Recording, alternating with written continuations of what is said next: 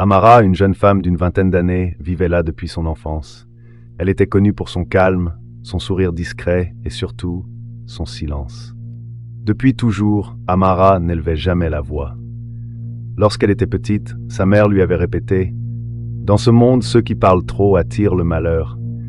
Reste en retrait et tu seras en sécurité. » Alors elle s'était tue. Elle avait laissé ses camarades parler à sa place.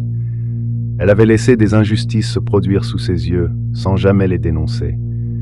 Elle avait laissé des opportunités lui glisser entre les doigts, trop effrayée pour prendre la parole. Mais un jour, tout changea. Dans le village, un vieil homme respecté, Baba Asori, tomba gravement malade.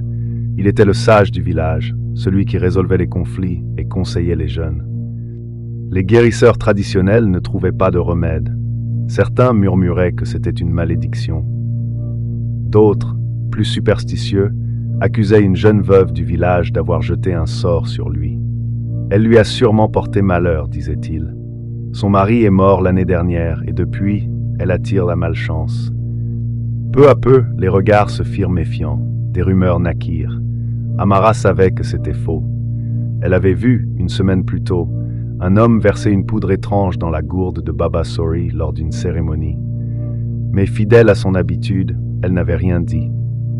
Et maintenant, cet homme se tenait parmi les villageois, accusant la veuve avec les autres.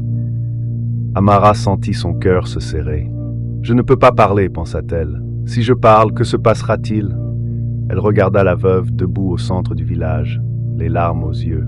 « Et si je ne parle pas, que se passera-t-il pour elle » Un silence lourd régnait lorsque le chef du village prit la parole. « Cette femme doit prouver son innocence. Si personne ne témoigne pour elle, nous devrons la bannir. » Un murmure parcourut l'assemblée. Bannie du village, c'était presque une condamnation à mort. Les regards se tournèrent vers Amara. Elle sentit son cœur battre violemment dans sa poitrine. « Parle, Amara, se dit-elle. Fais-le juste cette fois. » Mais sa gorge était sèche. L'homme coupable, lui, la regarda droit dans les yeux, son expression impassible. Elle savait que si elle parlait, il tenterait peut-être de se venger. Mais si elle ne parlait pas, une innocente serait punie. Elle sentit un frisson parcourir son corps, puis d'une voix tremblante, elle dit « C'est lui !» Tous se retournèrent vers elle. Elle prit une grande inspiration et continua, sa voix plus forte. « J'ai vu cet homme empoisonner Baba Asori. » Un silence choqué tomba sur le village. L'homme tenta de rire, de nier, mais les anciens demandèrent à vérifier la maison du suspect. Et là, ils trouvèrent la même poudre que celle utilisée pour empoisonner le vieil homme. L'affaire fut réglée, l'homme fut jugé. Et Amara, elle réalisa qu'elle venait de briser des années de silence en un instant. Elle aurait pu parler plus tôt. Elle aurait pu éviter à la veuve des jours de souffrance.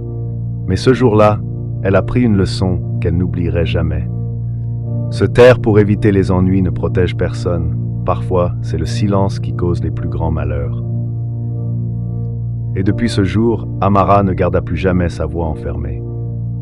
Le silence peut être une arme, mais aussi une prison. Ne pas parler par peur peut faire plus de mal que de bien. Le courage, ce n'est pas l'absence de peur, c'est agir malgré elle. Merci d'avoir écouté cette histoire inspirante sur le courage et l'importance de s'exprimer. N'oubliez pas que chaque voix compte et que le silence ne doit pas être une prison. Abonnez-vous à Raconte-moi pour d'autres récits captivants et n'hésitez pas à partager vos réflexions dans les commentaires.